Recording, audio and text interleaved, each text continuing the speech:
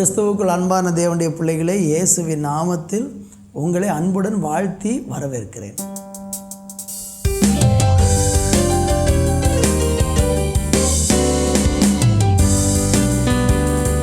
பூமியின் குடிகளே வாருங்கள், கர்த்தரை கம்பீரமாய் பாடுங்கள். பூமியின் குடிகளே வாருங்கள், கர்த்தரை கம்பீரமாய் பாடுங்கள். மகிழ்வுடனே கர்த்தருக்கு ஆராதனை செய்யுங்கள். மகிழ்வுடனே கர்த்தருக்கு ஆராதனை செய்யுங்கள். ஆனந்த சத்தத்தோடு திருமுன் வாருங்கள். ஆனந்த சத்தத்தோடு திருமுன் வாருங்கள். பூமியின் குடிகளே வாருங்கள், கர்த்தரை கம்பீரமாய் பாடுங்கள். பூமியின் குடிகளே வாருங்கள், கர்த்தரை கம்பீரமாய் பாடுங்கள்.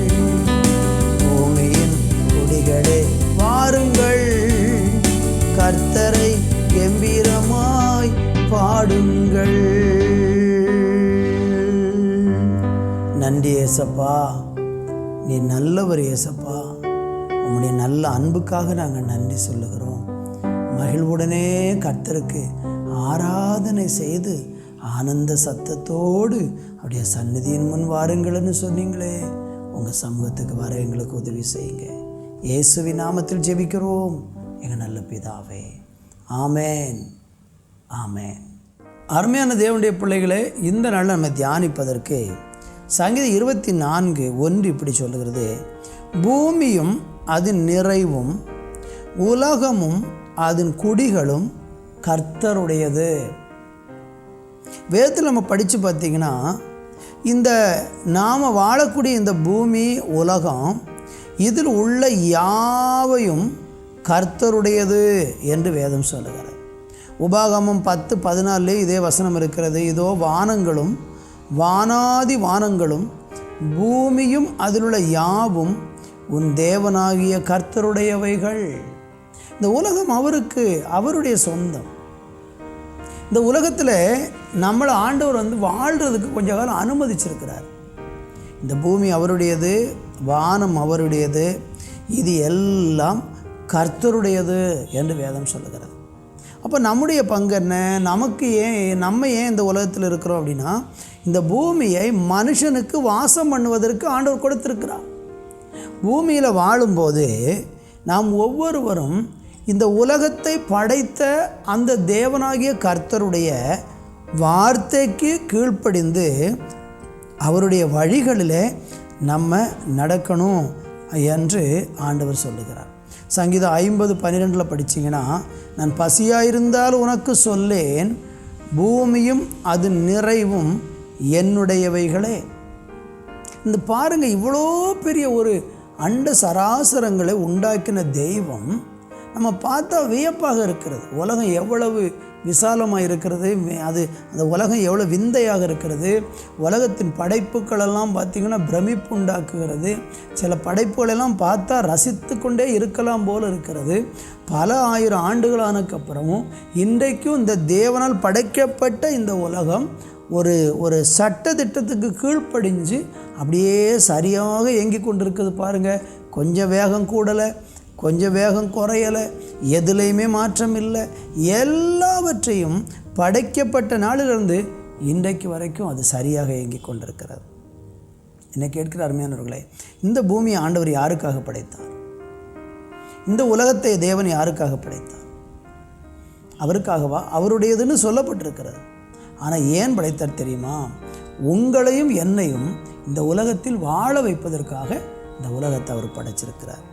அப்போ கடவுள் நம்மளை படைக்கிறதற்கு முன்பதாகவே இந்த உலகத்தில் உள்ள எல்லாவற்றையும் நமக்காக படைத்து வச்சுட்டு அதுக்கப்புறம் நம்மளை மனுஷனை படைத்து அதில் உட்கார வைத்ததாக ஆதியாகம புத்தகத்தில் நீங்கள் படிக்க முடியும்.